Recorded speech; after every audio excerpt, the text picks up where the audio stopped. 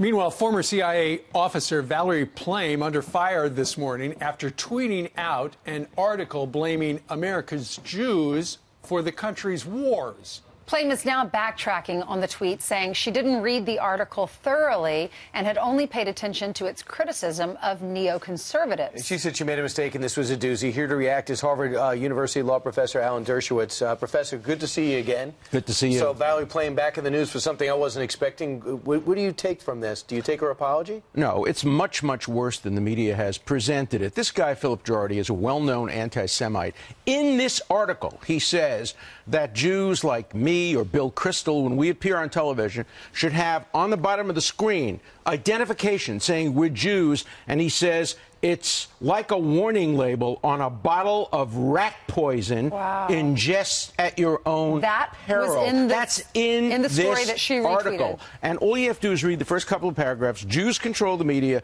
Jews control politics. This is just like what was written in Nazi Germany. And she can't now say, I didn't know what was in it. In 2014, she retweeted another article by this same anti-Semite saying, well thought through. And then after she tweeted it, she said, calm down, there's some good points here, Jews do have a lot of influence. This is her real set of beliefs, and it comes out through her retweeting activity. It's ironic that she has taken such a public stance on Twitter because she was a central character back during the George W. Bush days. Sure. With the CIA leak story where her identity was leaked by to Robert Novak. Yeah.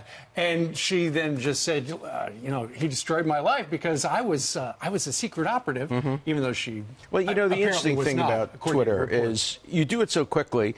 It often reflects your real, genuine beliefs. Then you realize what you've said, and you say, "Uh-oh, I'm sorry." But anybody who has this guy Girardi's articles are constantly put on neo-Nazi websites. I actually read the article yesterday because I get on my email some of these neo-Nazi websites, and I read it and I said, oh, another typical kind of neo-Nazi article. But who would imagine that a former CIA operative would retweet that, and I believe endorse it, because I don't think this is just retweeting. You know, if you want to retweet something that you disapprove of, you can say that. Oh, read this terrible article about how people claim Jews control the media. This is retweeting a blatantly anti-Semitic article. So the President of the United States met with Benjamin Netanyahu, who just lauded him with praise, saying this is the best stance, and it's what America has done, backing us up, and we're building a base in Israel for the first time. What kind of president has he been for Israel? Well, he's been very good. I met with Benjamin Netanyahu when he was here in Israel, and he praised the president's policies on the Middle East. Look,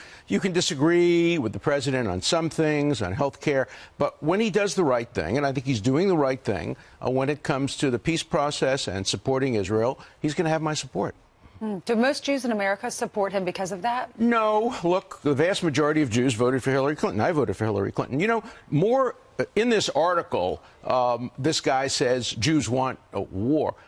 Jews as a group are less in favor of war generally than other groups. Jews favor the Iran deal disproportionately over other groups. You know, the assumption that Jews always have a dual loyalty and that they only support Israel is a form of anti-Semitism and has to be resisted. Jews, like everybody else, are divided over all these issues, divided over Netanyahu, divided over Israel's policies, divided over Iran. Treat us as individuals. Don't generalize. Don't create stereotypes. That's the problem with articles like this.